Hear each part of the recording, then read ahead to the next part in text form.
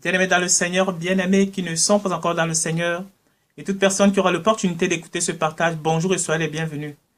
Le thème de notre partage ce matin va être intitulé « Suivons celui qui ne sera pas jugé ». Bien-aimés, vous savez qu'en matière de jugement, on n'est jamais sûr de rien. On n'est jamais sûr du verdict qui va tomber, même dans la justice des hommes bien-aimés dans le Seigneur. Même quand un homme est innocent et qui se trouve devant les tribunaux, il se trouve devant la justice, il se trouve devant ses juges bien-aimés dans le Seigneur.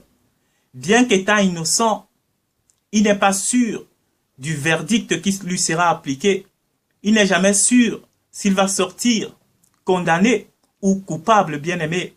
D'où il est important, véritablement, s'il y a un chemin qui nous est proposé de ne pas passer par la case jugement, de ne pas passer par cette roulette russe, bien-aimé dans le Seigneur, qui est le jugement, nous devons être amenés à la saisir, bien-aimé, si cette chance nous est donnée. C'est pourquoi j'intitule mon message ce matin, « Suivons celui-là qui ne sera pas être jugé, suivons celui-là à qui le jugement n'est pas applicable, bien-aimé dans le Seigneur. » Et celui-là, il s'agit du Fils d'Élohim, il s'agit du Fils de Dieu. La Bible nous dit que le Père lui a remis toutes choses. C'est au travers de lui que le salut de l'homme est garanti, bien-aimé dans le Seigneur. Nous allons lire ici, dans Jean 5, bien-aimé dans le Seigneur, quelques versets qui nous parlent véritablement que ce n'est pas Dieu le Père qui jugera les hommes, bien-aimés dans le Seigneur.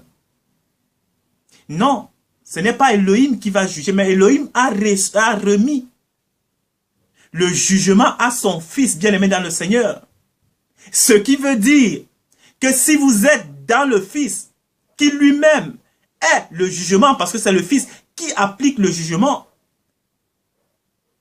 si vous êtes dans le Fils, bien-aimé dans le Seigneur, vous êtes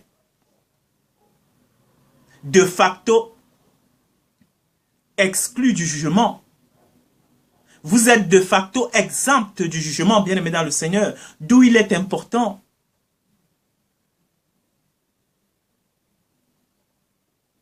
de suivre le chemin, de marcher avec celui-là même qui juge, bien-aimé dans le Seigneur. Ainsi, vous serez assis avec lui, non pas pour être jugé, mais pour juger la création, bien-aimé dans le Seigneur. On va lire Jean 5, à partir du verset 22. La Bible nous dit là, le Père ne juge personne, mais il a remis le jugement au Fils, afin que tous honorent le Fils comme il honore le Père. Celui qui n'honore pas le Fils n'honore pas le Père qui l'a envoyé. En vérité, je vous le dis, celui qui écoute ma parole et qui croit à celui qui m'a envoyé a la vie éternelle et ne vient point en jugement. Il est passé de la mort à la vie, bien-aimé dans le Seigneur. Si vous croyez en celui-là qui est la parole de Dieu, si vous croyez en celui-là qui est l'envoyé d'Élohim, c'est-à-dire le Christ, qui est la loi du Père, parce que on juge par rapport à quoi? On juge par rapport à la loi, et c'est Christ qui est la loi de Dieu, étant donc la loi de Dieu, bien-aimé dans le Seigneur, c'est lui qui juge puisqu'il est la loi, et si vous êtes dans la loi, bien-aimé dans le Seigneur, vous ne pouvez pas être jugé, vous êtes exempt du jugement, le jugement n'est pas applicable à vous. Le jugement ne vous est pas applicable, bien-aimé dans le Seigneur. Vous échappez de facto au jugement, comme il est écrit. En vérité, je vous le dis au verset 24, celui qui écoute ma parole et qui croit en celui qui m'a envoyé a la vie éternelle et ne vient point en jugement, mais il est passé de la mort à la vie. Vous passez, c'est un changement de nature, mais direct. C'est pour ça que quand l'homme fusionne, l'homme naturel, qui est influencé par une nature contraire à celle de Dieu, quand il rentre dans la nature divine, dans l'énergie créatrice, au travers du Messie Yeshua ici, bien aimé, il y a une transformation automatique et directe, c'est instantané. La Bible dit que vous passez de la mort à la vie. Dès qu'un homme fusionne avec le Christ, qui est la parole, qui est la loi de Dieu, il passe de la mort à la vie. Pour lui, il n'y a plus de jugement. Il n'y a plus de jugement pour un tel homme. Puisqu'il a épousé la nature même de la loi, il a épousé la loi elle-même. Verset 25. En vérité, je vous le dis, l'heure vient où elle est déjà venue, où les morts entendront la voix du Fils de Dieu, et ceux qui l'auront entendu vivront. Verset 26. Car comme le Père a la vie en lui-même, parce que le Père est la vie, comme le Père a la vie en lui-même, il a donné au Fils d'avoir la vie en lui-même, bien-aimé dans le Seigneur. Voilà. Le jugement n'est pas applicable à Christ. Au contraire, c'est Christ qui juge. Et si vous êtes donc en Christ, bien-aimé dans le Seigneur, le jugement ne vous est pas applicable. Vous devenez celui-là qui juge la création et tous ses composants. Vous devenez celui qui a intégré la nature de Dieu en lui, c'est-à-dire Christ en lui. Vous devenez un juge. La Bible nous dit cela, que ceux-là qui sont les élus de l'Élohim jugeront ce monde. Ils jugeront même les anges, bien aimés dans le Seigneur. Les anges déchus, bien sûr. Donc c'est de cela qu'il s'agit, bien aimés. Nous devons donc, au travers de ce qui nous est dit, chercher la quête de l'homme sur la terre. La recherche de l'homme sur la terre devrait, bien aimé dans le Seigneur, être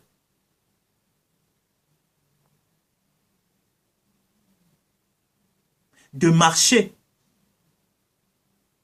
ou de rechercher, bien aimé dans le Seigneur, celui-là à qui le jugement n'est pas applicable, afin que, étant